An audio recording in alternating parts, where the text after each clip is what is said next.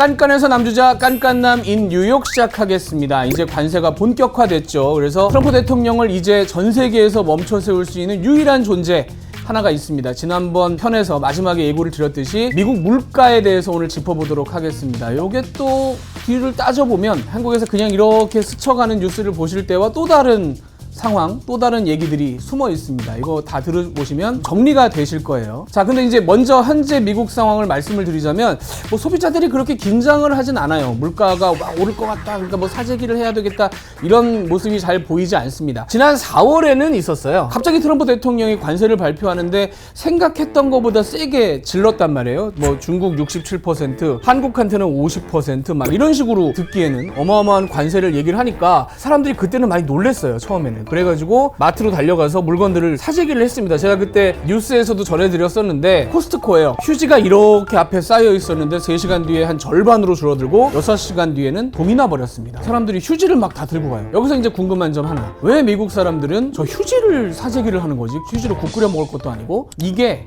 미국 사람들이 그동안 풍족하게 살았다, 부족함 없이 살았다는 걸 보여주는 반증입니다. 무슨 얘기냐면 우리나라 뭐 무슨 사태가 벌어져서 이제 급하게 어디 마트를 가면 사야 될 게 머릿속에 딱딱딱딱 정해져 있잖아요. 라면, 쌀, 물, 부탄가스 막 이런 게 딱 우리는 리스트가 돼 있는데 미국 사람들은 그런 생각을 해본 적이 없는 겁니다. 마트에 왜 물건이 부족해? 내가 돈이 없어서 못 사면 못 샀지. 뭐 이런 상황이었는데 코로나 때 처음 그런 일이 터진 거잖아요.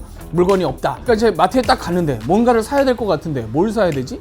라고 생각하다가 내가 매일 쓰는데 많이 쓰는 게 뭐냐 라고 생각을 하다가 여기까지 미친 겁니다. 그래서 누군가 휴지를 사니까 아, 그래, 그거 좋은 생각이다. 뭐 사야 될 생필품 다 놔두고 휴지를 집어가기 시작한 거죠. 그만큼 미국 사람들이 풍족하게 살았다라는 걸 보여주는 건데 뭐 지금은 휴지도 가면 넘쳐납니다. 전혀 그런 일이 벌어지지 않고 있어요. 왜 그러냐? 4월에 관세가 시작이 됐는데 이제 8월이 돼서 넉 달이 지났잖아요. 근데 그 사이에 물가가 그렇게 많이 오르지 않았습니다. 그런데 관세가 이미 많이 붙었는데 어떻게 물가가 안 오를 수 있지? 다 방법이 있습니다. 이 건이 바로 대표적인 사건이에요.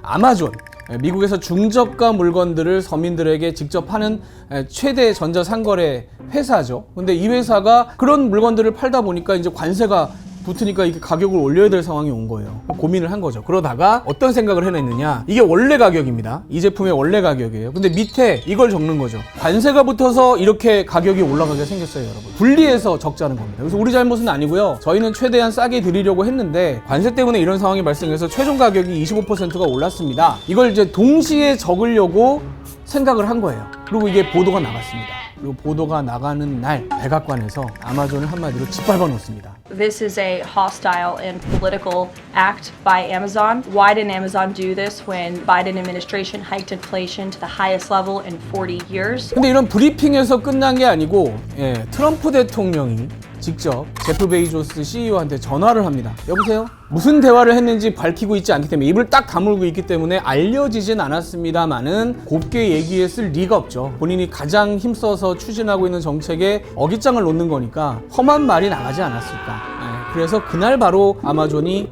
이건 없는 일이다, 안 하겠다 이러고 덮어버립니다. 그래서 지금 뭐 1위 기업이 저러고 있는데 다른 이제 유통업체들이야 눈치를 볼 수밖에 없죠. 근데 여기서 우리가 한 가지 생각해 봐야 될 점, 트럼프 대통령이 어느 날 잠을 자다가 눈을 번쩍 떠서 관세라는 걸 한번 해볼까? 뭐 이렇게 해서 시작된 일이 아니라는 겁니다. 이 일은 트럼프 대통령이 처음 관세라는 말을 입에 올리기 시작한 게 40년 전이에요. 1987년에 CNN의 레리킹 라이브라는 프로그램에 트럼프 대통령이 등장한 장면입니다. 그러니까 이때부터 트럼프 대통령은 땡 하자마자 관세 얘기를 하기 시작해요. I was tired, and I think a lot of people are tired of watching other countries ripping off the United States. This is a great country. They laugh at us. Behind our backs, they laugh at us because of our own stupidity and the leaders. Billions and billions of dollars are being spent on getting oil for Japan, and they're not paying anything for it. 뭐 지금하고 거의 멘트가 다르지가 않죠. 얼굴만 젊어졌다 뿐이지 멘트는 똑같습니다. 저 얘기를 40년째 하고 있는 거예요. 그런데 관세를 40년째 얘기하고 있는 사람이 관세를 부과했을 때 그 다음 어떤 상황이 벌어진다, 이걸 모르고 있다? 말이 안 되죠. 당연히 알고 있죠. 관세를 부과하면 물가가 오른다. 트럼프 대통령 다 알고 있는 사실입니다. 이게 뭐 여러 번 최근에도 드러났는데, 예를 들자면 이 MBC 방송에 미트 프레스라는 프로그램이 있습니다. 미국에서 가장 오래된 정치 대담 프로그램이고 대통령들이 수시로 나와요. 원래 뭐 MBC 트럼프 대통령이 엄청 싫어하지만 이 프로그램은 무시 못하거든요. 그래서 지금까지 2번 출연을 했습니다. 근데 여기서 이 앵커가 그 부분을 계속 공격을 하거든요. 트럼프 대통령의 반응이 상당히 재밌습니다. 특히 당선 직후에 작년 12월에 이 프로그램에 나가서 이 앵커가 자, 관세를 물리면 물가가 오를 거고 그러면 미국 국민들 부담이 늘어날 건데 그렇게 안 된다고 당신이 장담할 수 있느냐라고 트럼프 대통령에게 물었는데 이때 트럼프 대통령의 표정을 한번 또 볼 필요가 있습니다. 한번 보시죠. Economists of all stripes say that ultimately consumers pay the price of tariffs. I don't believe Can that. you guarantee American families won't pay more? I can't guarantee anything. I can't guarantee tomorrow. 트럼프 대통령의 이 눈동자가 흔들리는 모습은 참 희귀한 모습인데 그런 모습을 보여준 다음에 난 장담 못한다라고 얘기를 합니다. 알고 있다는 얘기예요. 물가가 오를 거라는 거를 본인도 알고 있다라는 얘기입니다. 그러면 알면서 왜 저러느냐, 어떻게 하려고 하느냐. 이후에 대통령이 되고 나서 관세를 부과하고 5월에 다시 이 프로그램에 나오는데 취임 이후라서 그런가 조금 더 자기 생각을 드러내는데 이 부분이 굉장히 중요합니다. 이 부분도 한번 듣고 오시죠. But you said some dolls are going to cost more. Isn't that an acknowledgement that some prices will go up? I don't think a beautiful baby girl that's 11 years old needs to have 30 dolls. I think they can have 3 dolls or 4 dolls. They don't need to have 250 pencils. They can have 5.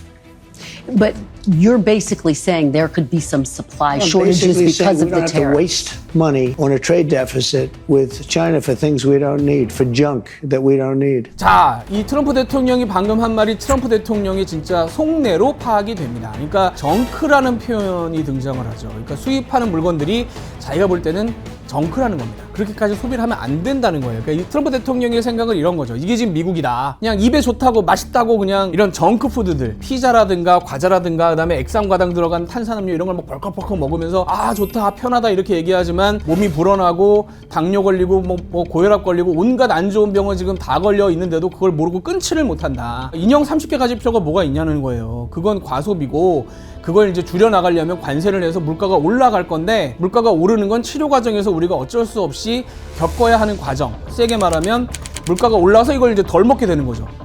강제로. 그런 과정을 겪는 것이 그렇게 나쁜 일은 아니다. 체질 개선의 과정이다. 라고 트럼프 대통령은 생각을 한다는 겁니다. 이 부분에 또 다른 버전이 있어요. 스콧 베선트 재무장관은 상당히 점잖은 사람입니다. 그러니까 없는 소리는 못해요. 자기가 이 말은 거짓말 같은데 하는 말은 잘 못하는 사람입니다. 그래서 뭐 애둘러서 표현하고 돌려 표현하고 뭐 이런 표현들을 많이 쓰는데 이 사람을 이제 미국 뉴욕의 경제 전문가들이 초청을 해서 부른 거예요. 이 자리에서 상당히 의미심장한 발언을 해요. Access to cheap goods is not the essence of the American dream. The American dream is rooted in the concept that any citizen can achieve prosperity, upward mobility, and economic security. For too long, the designers of multilateral trade deals have lost sight of this. 네, 베선트 장관의 얘기는 지금까지 중국 같은 데서 물건 싸게 떼다가 싼 값에 사람들에게 물건 던지는 그런 무역을 해왔는데 이거 이제 안 된다는 겁니다. 그게 미국에 좋지 않다는 거예요. 최저가로 무역을 해서 물건을 갖다 주는 게 우리 목적이 아니고 직접적으로 말은 하진 않았지만 물건값이 오를 거다. 올라야 한다. 그게 정상화로 가는 길이다. 그래서 미국 제품을 더 쓰게 되고 그런 과정을 거쳐야 우리가 건강해진다 라는 얘기를 이렇게 표현을 한 겁니다. 이제 트럼프 정부의 기본적인 생각, 물가는 오른다. 오르는데 나쁘지 않다. 나쁜 일이 아니다. 라는 생각을 이제 이해를 하셨겠죠. 그럼 관세가 올라도 물가는 안 오르고 뭐 다른 나라가 내는 거다. 이런 얘기를 왜 했냐? 환자예요. 중환자예요. 수술을 해야 됩니다. 근데 내가 의사인데 미국이라는 환자한테 가서 미국 시민들한테 자 이제 수술을 할 건데요. 여기가 이렇게 안 좋아서 여기를 째고 여기를 드러내고 막 회복 시간도 오래 걸릴 거고 수술도 길고 힘드실 건데 그러면 하겠냐고. 안 할 거 아닙니까? 싫다 그럴 거 아니에요. 그러니까 수술도 간단하고 금방 끝나고 나시면 괜찮아지실 거예요. 뭐 이렇게 설명하고 웃으면서 설명하고 수술실에 일단 집어넣으면 그때는 내 맘대로 할 수 있는 거잖아요. 그렇게 생각을 하고 있는 겁니다. 그래서 트럼프 대통령한테 관세 얘기를 물어볼 때 나타나는 현상 중에 하나가 뭐냐면 관세 때문에 물가가 오르고 이런 중간 과정에 대한 설명을 하지 않습니다. 그냥 넘겨버리고 트럼프 대통령은 바로 어디로 넘어가냐면 미국은 부자가 될 거고 여러분들도 부자가 될 겁니다. 나중에 수술 다 하고 나서 회복한 뒤엔 나한테 고마워할걸? 니들이 이런 생각을 마지막으로 넘어가 버리는 거예요. Are you saying that your tariffs will cause some prices to go up? No, I think the tariffs are going to be great for us because it's going to make us rich. 자, 그런데 여기서 또 궁금해지는 건 그럼 이제 물가가 오른다는 걸 알고 있다는 거 아니에요. 트럼프 대통령이. 그런 문제를 막기 위해서 어떤 대책을 내세워야 되겠다는 생각을 안 했을 리가 또 없죠. 이런 데 대해서는 두 가지 대책이 있습니다. 크게. 첫 번째는 뭐냐. 이 관세가 지금 이번 달부터 본격적으로 부과가 되는데 단번에 소비자에게 그대로 몰아닥치도록만 안 하면 된다라는 거죠. 그러니까 예를 들면 타이타닉 같이 배 앞에 이렇게 갑자기 큰 비가가 나타나면 이제 난리가 날 거 아닙니까? 20% 되는 관세가 이렇게 갑자기 뻑 하고 나오면 사람들이 흥분을 하겠죠. 현재 지금 추산으로는 한 번에 그렇게 충격이 오면 올해만 물가가 1.8% 오를 걸로 예상이 된다. 그런데 지금 올해 물가 지수가 벌써 2% 중반이기 때문에 이 정도 올라간다 그러면 4%가 넘어간다는 얘기예요. 어떤 정부도 4% 넘어가는 물가를 견딜 정부는 없습니다. 막아야겠죠. 네, 막는 방법은 아까 보여드린 게 있죠. 꾹꾹 눌러서 펼치면 됩니다. 12개월 할부, 24개월 할부 이런 식으로 뭐 9월, 10월, 11월, 12월 그냥 띄엄띄엄 올리면 됩니다. 한 번에만 안 닥치면 돼요. 근데 여기서 트럼프 대통령이 단순히 윽박만 지르면서 할 거냐? 이미 조치를 취해둔 게 있습니다. 트럼프 대통령이 지난달에 최측근이었던 이 일론 머스크하고 엄청나게 싸웠습니다. 다들 기억하시죠? 막 거의 욕만 안 했다 뿐이지 온갖 악담을 퍼부으면서 서로 이제 대형 충돌을 했는데 그 계기 기억하시는 분이 있으실까 모르겠어요. 트럼프 대통령이 대규모 감세 법안을 미니까 일론 머스크처럼 재정을 좀 튼튼하게 한다더니 뭐 하는 짓이냐라고 했던 사람들은 화가 나는 거죠. 근데 트럼프 대통령이 그 법안을 관세 부과 전에 강하게 밀어붙였던 이유가 있습니다. 그 감세 법안의 주요 혜택을 받은 게 바로 기업들이거든요.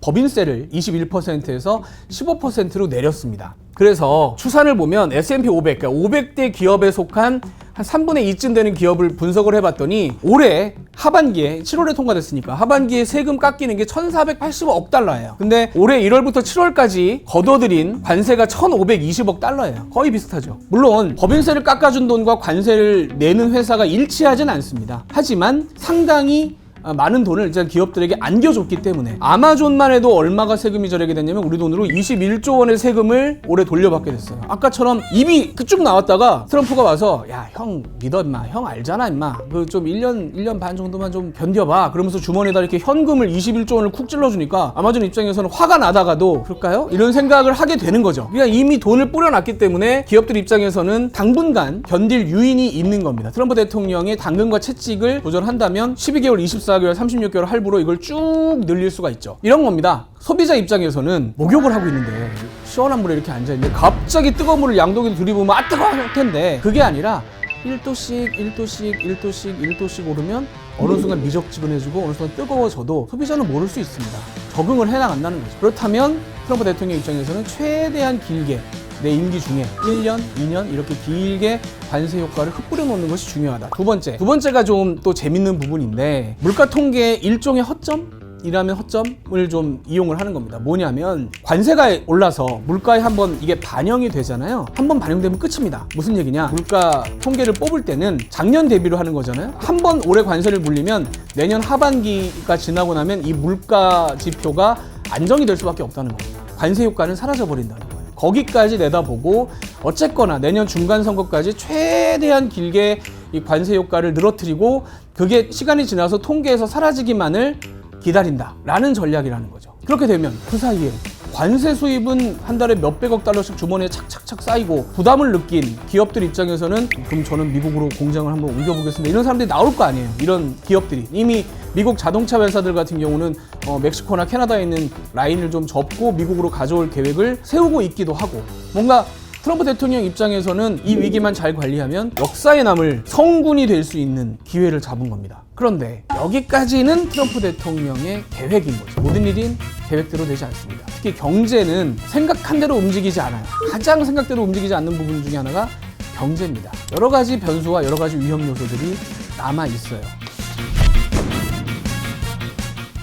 가장 문제는 뭐냐? 7년 사이에 물가가 50%가 올랐어요. 이게 뭐 매년 2%, 3% 이렇게 하고 지나가니까 그냥 2%면 별거 아닌 것 같잖아요. 근데 이게 단매를 계속 맞았기 때문에 경제적으로는 물가적으로는 골병이 든 상태예요. 근데 이게 참 아이러니한 겁니다. 미국이 이렇게 턱에 한 대 맞고 비틀비틀 거리게 되면 우리는 안전하겠냐는 겁니다. 트럼프 대통령을 응원해야 될 것인가 저주해야 될 것인가 굉장히 복잡한 순간입니다.